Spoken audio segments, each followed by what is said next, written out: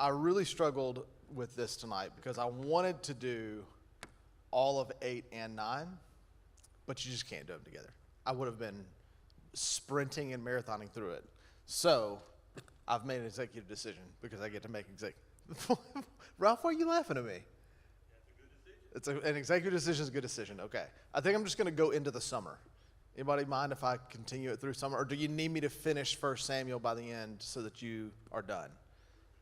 We okay if I stretch it? To stretch out 1 Samuel all the way into the summer instead of trying to rush to get it done before the end of May. Okay, that's what they're making sure. Yeah, 2 Samuel as well. You know, I've not gone through and taught 2 Samuel before. I've only ever taught 1 Samuel, but I may be down for it. The reason why is it gets repetitive over time, and eventually folks are like, they're done. You just feel like you'll never get to the end. Like I've heard people be like, John Piper preached through Romans on Sunday nights and it took him 10 years. I'm out. So I don't want to be one of those, you know. All right, we got one right here. Oh, he's got one for you, Ethan. All right. Well, so tonight what we'll do is we'll do chapter 8, and then next week maybe 9 and 10, possibly, because they're connected to each other. It's Saul being called out and then anointed by Samuel. So, but we'll see. We'll see what we get through. But for tonight, let's start in 1 Samuel chapter 8. All right, let's recap where we were to get here. You guys want to help me do that instead of me just vomiting out all of the summary? You guys want to help me out? Yes, you do. I'm going to answer that for you. You do want to help me because it's more fun when we participate.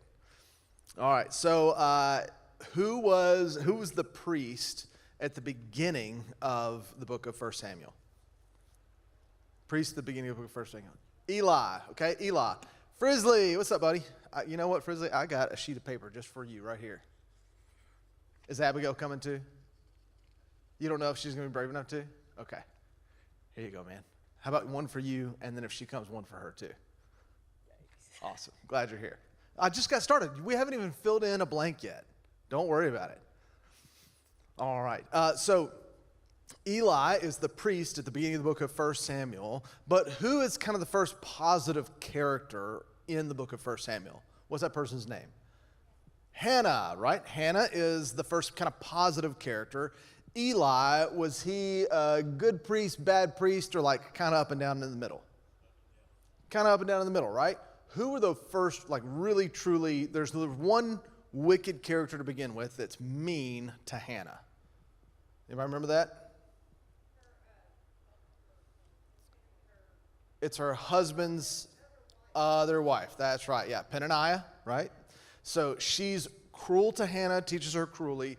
Where most often does that interaction happen? At the temple, right? Not the temple, but at the temple, right? Where they would get together and they would feast. And what was wrong with these feasts? Who was in charge of them? Eli's 2 sons, Hophni and Phinehas, and they were good, bad, or in the middle.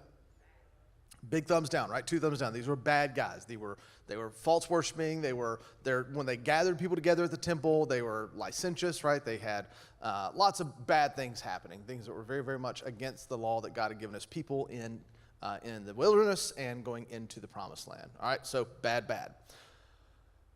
After Hophni and Phinehas kind of fall out of favor, does Eli jump on pulling them out immediately?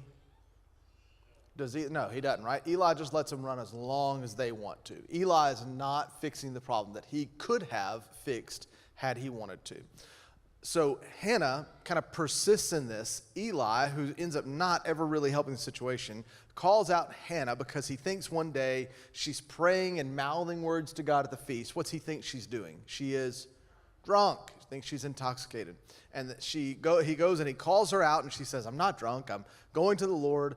Eli is convicted by this. He then blesses her and says that her womb is going to be open. She's going to bear a child. And then she dedicates that child to the Lord to give him to the temple for service. What's the child's name? Samuel, right? It's an easy answer. It's the name of the book. So Samuel is that child's name.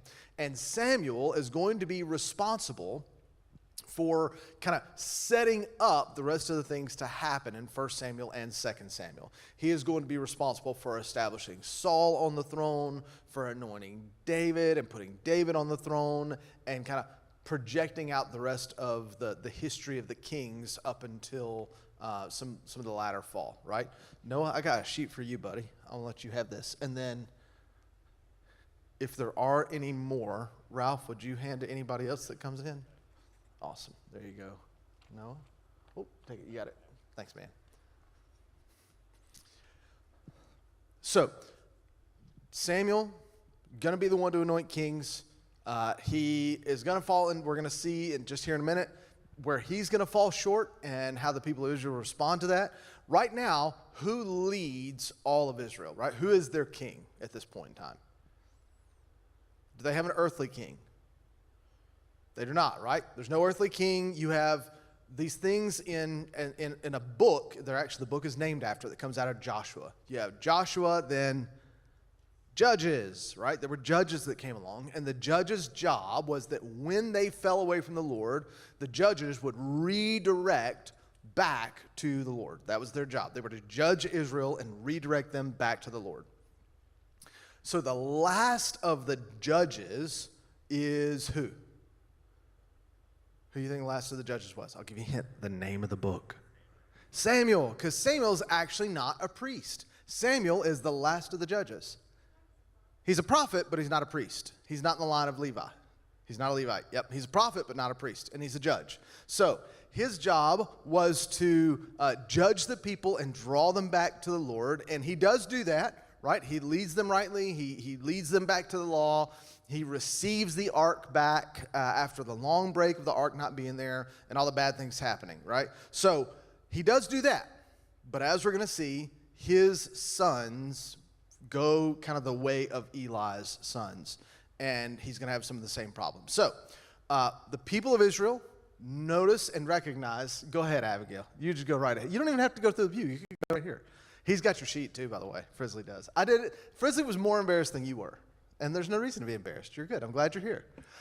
So as Samuel leads the people, they see his sons going the same way. They see things going bad. And as a result, they're kind of tired and fed up with the leadership that has brought them to this point. And as a result of that, they're going to go and they're going to ask God to give them a king, an earthly king to rule over them. And this is where we are tonight. So this is when getting what we want goes wrong. When getting what we want goes wrong, pick up in 1 Samuel chapter 8. Let's look at verse 1, okay? When Samuel became old, he made his sons judges over Israel. Now, mind you, this is not appointed by God. This is him making them judges over Israel. The name of his firstborn son was Joel, and the name of his second, Abijah. They were judges in Beersheba. Yet his sons did not walk in his ways, but turned aside after gain. They took bribes and perverted justice. Then all the elders of Israel gathered together and came to Samuel at Ramah and said to him, "Behold, you are old, and your sons do not walk in your ways. Now appoint for us a king to judge us like all the nations." But the thing displeased Samuel when they said, "Give us a king to judge us." And Samuel prayed to the Lord, and the Lord said to Samuel, "Obey the voice of the people and all that they say to you, for they have not rejected you, but they have rejected me from being king over them. According to all the deeds that they have done from the day I brought them out of Egypt, even to this day, forsaking me and serving other gods, so they are also doing to you. Now then, obey their voice. Only you shall solemnly warn them and show them the ways of the king who shall reign over them." And then here's Samuel warning the people. So Samuel told all the words of the Lord to the people who were asking for a king from him. He said, "These will be the ways of the king who will reign over you. He will take your sons and appoint them to his chariots and to be his horsemen and to run before his chariots. He will appoint for himself commanders of thousands and commanders of fifties, and some to plow his ground, and some to reap his harvest, and some to make his implements of war and the equipment of his chariots. He will take your daughters to be perfumers, cooks, and bakers. He will take the best of your fields and vineyards and olive orchards and give them to his servants. He will take 1/10 of your grain of your vineyards and give it to his officers and to his servants. He will take all your male servants and female servants and the best of your young men and your donkeys and put them to his work. He will take 1/10 of your flocks, and you shall be his slaves. And in that day you will cry out because of your king, whom you have chosen for yourselves. But the Lord will not answer you in that day. But the people refused to obey the voice of Samuel, and they said, No, but there shall be a king over us, that we may also be like all the nations, and that our king may judge us and go out before us and fight our battles. And when Samuel had heard all the words of the people, he repeated them to the ears of the Lord. And the Lord said to Samuel, Obey their voice and make them a king. Samuel then said to the men of Israel, Go every man to his city. All right, here's how we're going to break this down. First 3 verses are the people being kind of fed up with what's going on around them because they recognize the right problem. First thing we need to do is to recognize the right problem. They do see that there's a problem, right? Eli's sons, what happened with Hophni and Phinehas? They were wicked. And how bad did things get with Hophni and Phinehas? What ended up happening that was just the atrocity of all atrocities that God had to fix himself? The Ark of the Covenant got taken by the Philistines. I mean, this is the worst of the worst that could happen. And here they are, yet again, Samuel, his sons, bad things going on. So what are they supposed to do? Well, they're supposed to say, we don't want this, right? So the people of Israel see the writing on the wall in Samuel's sons and seek out their own methods for God's provision. So if you're taking notes there, they seek out their own methods for God's provision. We see in 8:1 that Samuel made the mistake of making his sons judges over Israel without God's input or God's direction. Notice that's missing there, right? There's no Samuel prayed about it. There's no Samuel went to beseech the Lord. Samuel just did it. Samuel's sons did not walk in his ways, but took bribes and perverted justice. So they didn't do anything the Lord had asked them to do. They did the same things that people were doing beforehand. And the people of Israel's desire did not fall into another sons of Eli situation was not wrong. The people of Israel's desire not to fall into another sons of Eli situation was not wrong. They had the right desire to not walk in sin. For us, there very much can be an application here, right? We can see something is wrong. We have a good American adage, though, right? If I say, 2 wrongs don't make a right. 2 wrongs don't make a right. That's how we phrase that. And in this case, there is a wrong that happened, and they have an opportunity to change it, but instead, they go and do another wrong by seeking their own method and means. So the second thing, recognize the wrong solution. Recognize the wrong solution. Here, verses 4-9, the Lord recognizes the people's sin of pursuing another over him. The Lord recognizes the people's sin of pursuing another over him. Rather than recognizing the problem of Samuel's sons and asking God for his leadership, they want another king as a solution to their problems rather than the Lord. Rather than recognizing the problem with Samuel's sons and asking God for his leadership, they want another king as a solution to their problems rather than the Lord. The truth is, they had a king. They had a king, right? Do you remember what we heard and saw in Hannah's song at the very end of her song in chapter 2, chapter 3? Did we say that all of it applied to Samuel? No, we said some of it definitely was applying to a future king, a future ruler. King weren't even on the horizon yet for the people of Israel. And we said that the ultimate fulfillment of this song from Hannah, that eventually would become a song from Mary, isn't a man-made king, but a God-made king. And at the end, just as a little preview, at the end of this section in chapter 8, God makes a promise. He's not going to hear them. Right? God's not going to go back to having no king anymore. there would be a king, and there would be a king that would come to earth, but it was Jesus.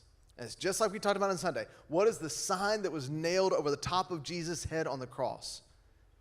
King of the Jews. All right, so just a little bit of a preview there, just so you're thinking ahead. So asking for a king wasn't wrong. Asking for a king wasn't wrong, but asking for a king to take the place of God was. Is there anything inherently evil or wrong about asking about a king?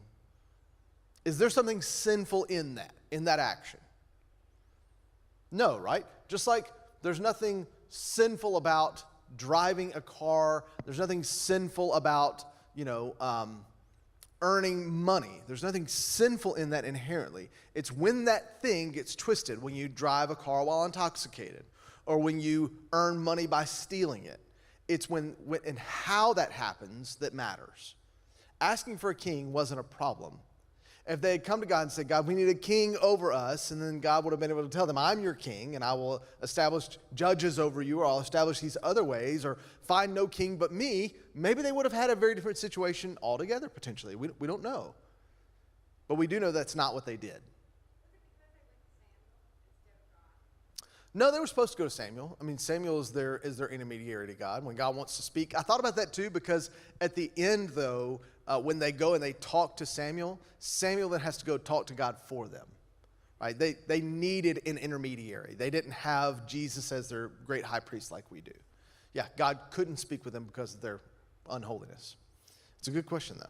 So asking for a king wasn't wrong, but asking for a king to take the place of God was. It's how they asked it.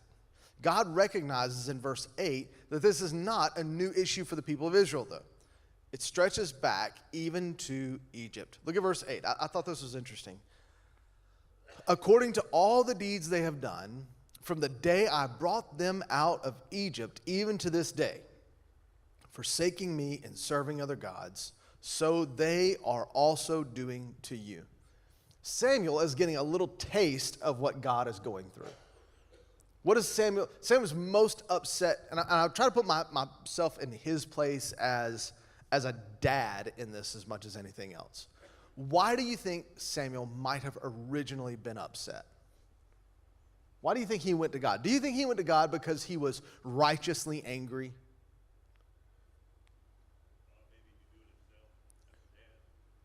Okay, how so? How did he think maybe he could do it himself as a dad? He didn't even think about going to God, right? He just set his two sons up in place.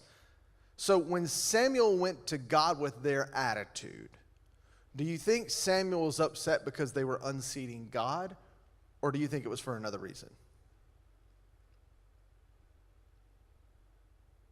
What did he try to do that they pushed back against? It says Samuel established his what? Sons as judges over them, and that's what the people didn't like. And when that happens, then he goes to God. So was Samuel really unhappy because the people weren't pursuing the Lord? Is that why he's unhappy? No, why was he unhappy? Because they didn't like his kids. You want to make the most holy person mad possible, go and insult their kids and watch what happens. We have an illogical bias towards our children, right? We have an illogical bias towards our children. This is a father who thought he was doing the best for his people by putting his sons in place, and they saw something he didn't, and he took it to God. So God is, in some ways, straightening out Samuel. He's saying, Samuel, this is not about you. And then what he tells him here? He says, Samuel, this ain't about you. They're not rejecting you, they're rejecting me. And there's got to be some humility in there for Samuel as well. Do you think maybe there's some room for us when maybe we have our feelings hurt, or somebody in church says something we don't agree with, or maybe something doesn't work out the way we want it to, when it's a good plan? I mean, it was a good plan to set up his sons. Hey, I got twice as many people that can help judge the country, twice as much. They know how I do things. They want to do it the way I do it. And his bias kept him from seeing that. Maybe sometimes God is most gracious to us in not answering our prayers the way we want them to. Right? Maybe there's something to that. So we recognize the wrong. We recognize the right problem, we recognize the wrong solution. And here at the end of verse 9, God tells Samuel to obey their voice, but to solemnly warn them of the consequences of gaining an earthly king. He's trying to show them, look, recognize this is not right. If you gain an earthly king, there's going to be consequences that come with that. And we jump kind of to verse 10 where we start seeing those consequences laid out. So in verse 10, we want to start to recognize the cost of rejecting God's kingship. Here's the cost for rejecting God's kingship. Samuel told them all the words of the Lord to the people who were asking him for a king. I want to break this down into a few verses, okay? He said, "These will be the ways of the king who will reign over you. He will take your sons and appoint them to his chariots, to be his horsemen and run before his chariots." And then all the way up through verse 17, he's given them all these different ways. So let's break these down and talk about them, right? Samuel tells the people that they will one day regret replacing God with a king. Did they eventually regret that one day? Absolutely. Immediately. Multiple times. They regret it with Saul. They regret it with David. They regret it with Solomon. They regret it with Solomon's sons when the kingdom splits. They regret it over and over and over again. And does God ever remove kings and just reestablish himself as head? No. And what do they want Jesus to be? What do they want the Messiah to be? They wanted another king. They wanted another David. They wanted somebody else to put walls up so that they could have what they used to have. They fall into the same trap over and over and over again. Part of it is just not recognizing the cost and seeing that there is a cost associated with rejecting God's kingship. So maybe we can do a better job of recognizing that cost. Look, there's a people cost associated with it. There's a relationship cost associated with it. There is a goods cost associated with it. Because in all elements of life, anything that pushes back against God's designed order has a cost. The only things that don't have costs associated with it are things that God tells us to do. I mean, there may be some like costs that go against the nature of the world, but it doesn't cost us in our relationship with God, right? So here's a list of the things the king will take from them. First, son taken into service. He says he's going to take sons into service. Chariots and horsemen, commanders and workers of the ground, and weapons of war, or weapons of work. So he says you're going to have chariots. Some of your sons are going to be in chariots. Some of your sons are going to be on horseback. And some of them are going to be in front of the chariots. They're going to be the commanders. They're going to be the meat of the army. The kings will use them instead of using themselves. And I love the irony of what the people said, right? The people said, I want to go back and find this because I thought it was funny. Give us a king to judge us. And Samuel prayed to the Lord, and the Lord said, okay, obey their voice. Let's see. Oh, it's ahead.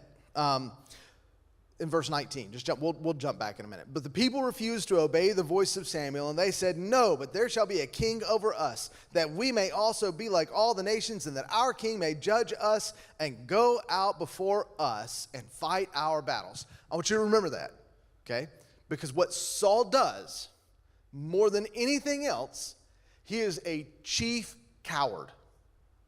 Saul is a chief coward. He's a head taller than everybody. We're going to talk about this next week. He's a head taller than everybody, a full head and shoulders taller than everybody. He's good looking, he's muscular, he's strong, he's from the right tribe. He's got everything all figured out. And you know what? He's scared. He's afraid. No backbone. He's afraid of the Philistines. He's afraid of David. He's afraid, he's afraid, he's afraid. Over and over again, he's going to prove that. And it's so ironic that the people say, we want somebody who will go out in front of us, and Saul's always in the back. And Samuel's telling him, you want this, but you're not going to get what you want. We'll talk about that more in a few minutes.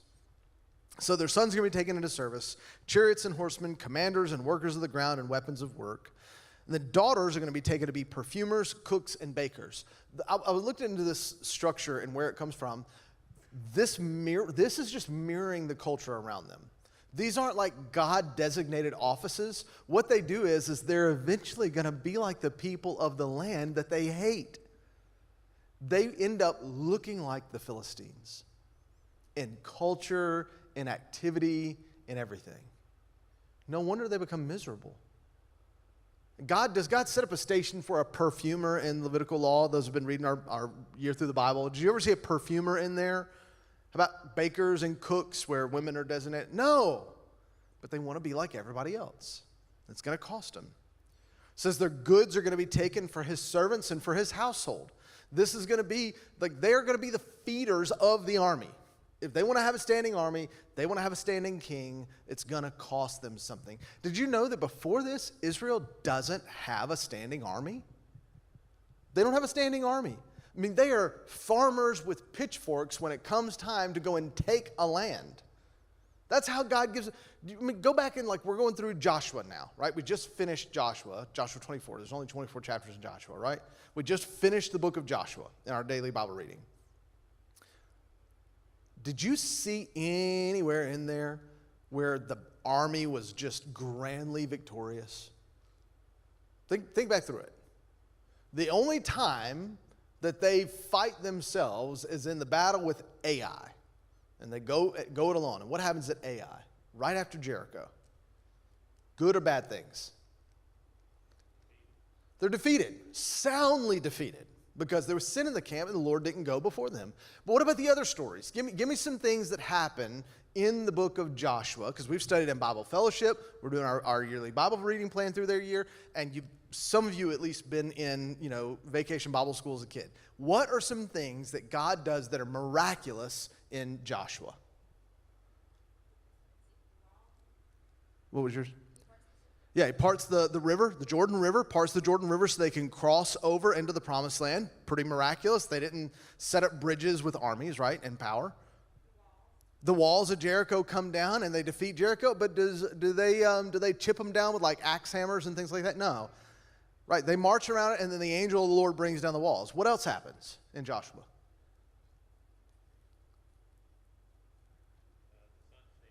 The sun stands still at one point in time. Yep. How about a spear getting pointed, and as long as the spear is held up, God allows them to win, right? At one point in time, don't armies fight each other?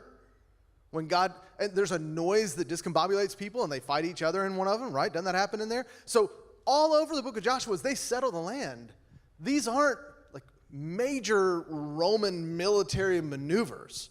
They're not brilliant tacticians. God fights and wins every battle for them. There's no standing army.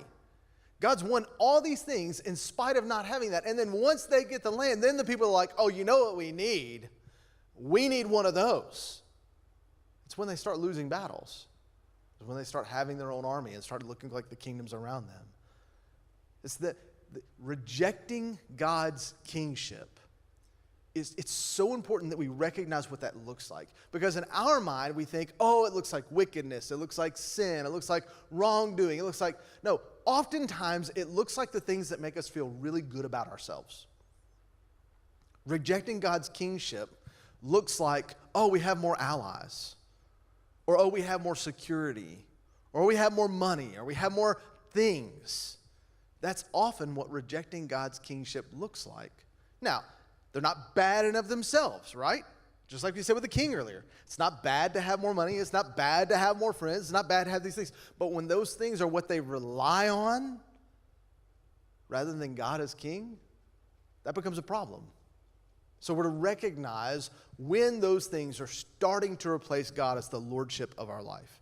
So their servants and their livestock are taken. And then lastly, they reap the consequences of their choices, but God was never their king in the same way again.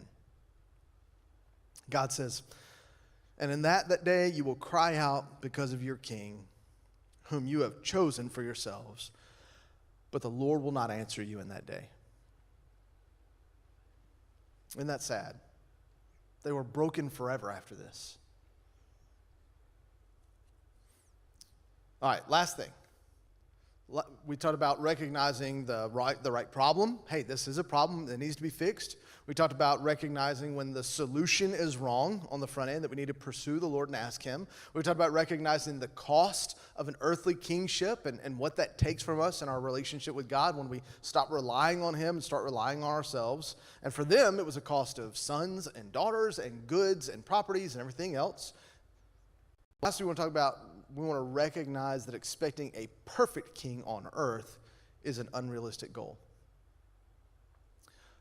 Substitute the word king here for whatever else becomes your God.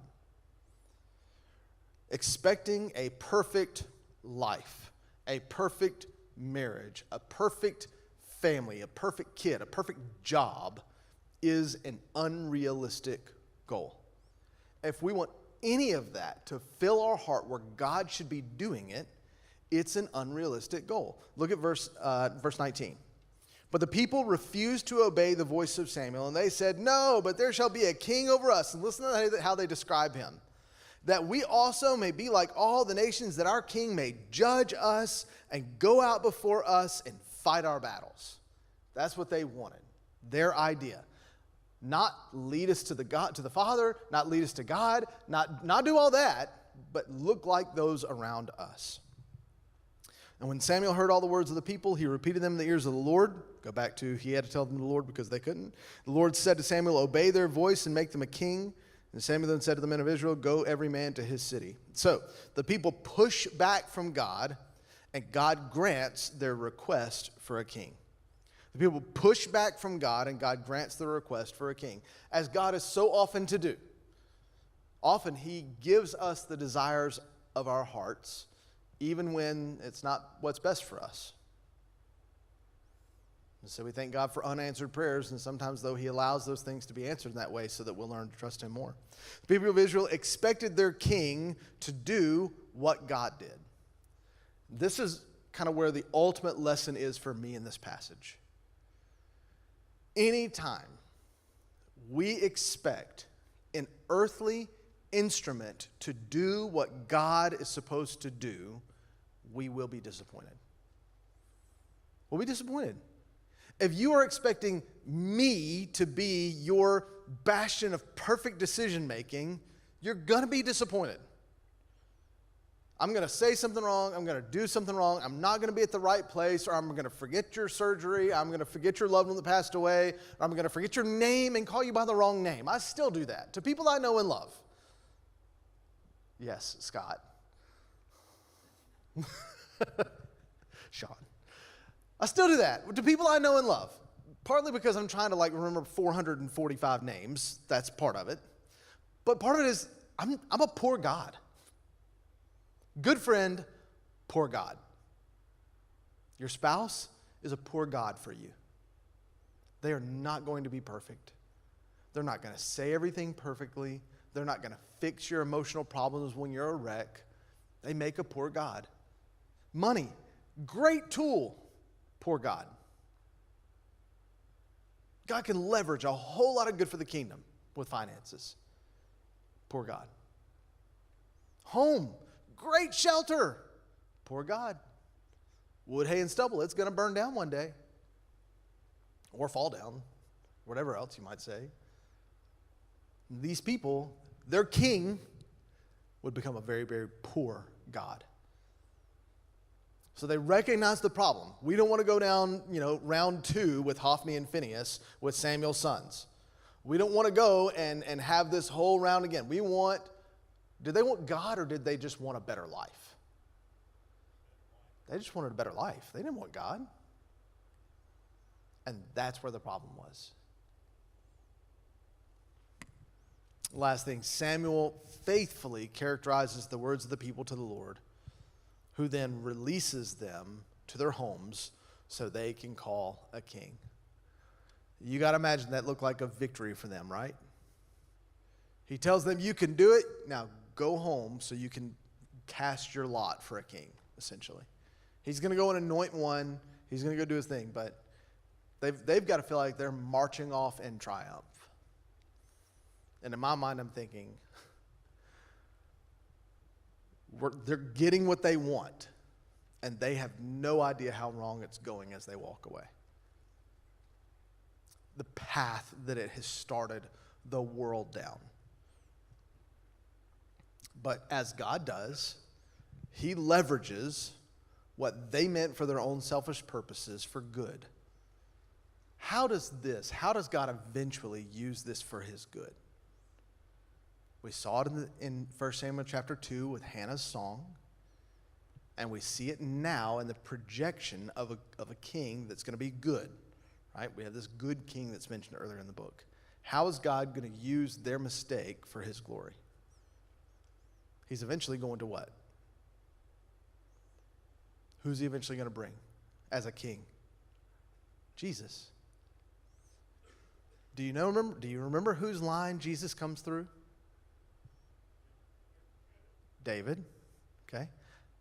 Because David's family line directly flows to Joseph, his father. And David is tracked all the way back to here. And by the way, Saul and David, the person who's getting ready to be called king, they're not in the same line. This king comes from Benjamin, the tribe of Benjamin. He's a Benjamite. All his left-handers out there. He doesn't represent us. He's a Benjamite. He's all the things they would want him to be. But God's plan is not going to come from the Benjamite clan. And David is the smallest in his household. He's a pretty boy. He didn't even have the look of a king. He has the look of a child. But yet, he's the one that God's going to use. So just a little preview. I will also say, as we're like kind of gearing up now to get into the Samuel to Saul, Saul to David portions, when I started doing my first study of walking through 1 Samuel, I was all about like David's the hero. Anybody ever think that? Like David's the hero, right? David's the man after God's own heart. Like other than the whole Bathsheba thing, before that, he's all good. Anybody ever felt that way? You are going to be very sorely disturbed by this. From day one, Samuel starts pointing out how David's not Jesus. From day one. He doesn't even know Jesus is coming. But from day one, we're going to start to see how David falls short of that standard. So I'm looking forward to studying the rest of this with you guys. It's going to be good. I enjoy it. I enjoy studying myself and get ready for this. But you see, I'm a little on the short end tonight, but we really don't have time to do a whole other chapter. So we can do that next time. We'll do that next week. As long as I'm not rushing trying to get through, we can do that. But I do want to know, what questions do you have? What kind of maybe answer for you guys?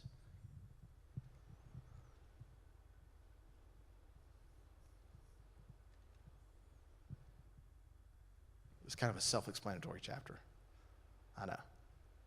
I think last time I taught this, I actually didn't even teach this chapter. I just skipped over it and kind of gave a brief summary, but I wanted to go into it tonight.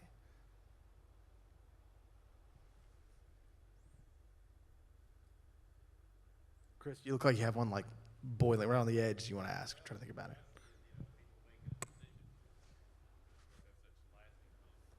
Mm.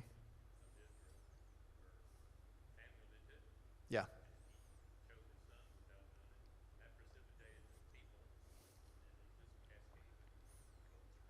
Yeah, he was saying it's amazing to see how often someone making a decision a long time ago affects all these people down the line.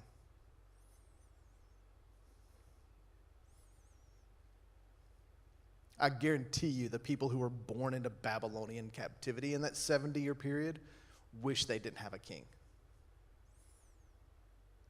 They didn't like Nebuchadnezzar. That's a good point. All right. Well, I'll tell you what. Let's have a word of prayer, and then I'll let you guys out a little bit early tonight. Be mindful of other classes that may still be meeting around campus, and I look forward to seeing you next week. Did you guys enjoy being back? Good? Enjoy 1 Samuel still? Nobody's rebelling yet and throwing stones at me? Or fruit, rotten or otherwise? Okay. Let's do it. Let's have a word of prayer. Lord, Father, thank you. Thank you for the chance to study your word. Thank you for just the nature of it to reflect on us some of the ugly parts of ourselves that we don't want to look at. God, to think that just because we recognize something is wrong also means that we then have the authority to recognize what's right, and we don't. You do. God, save us from our own selves in doing that. Remove the temptation to want to be our own gods, because we make pitiful gods. You are the God. You are the King. We love you and thank you. In your name, amen. You are dismissed.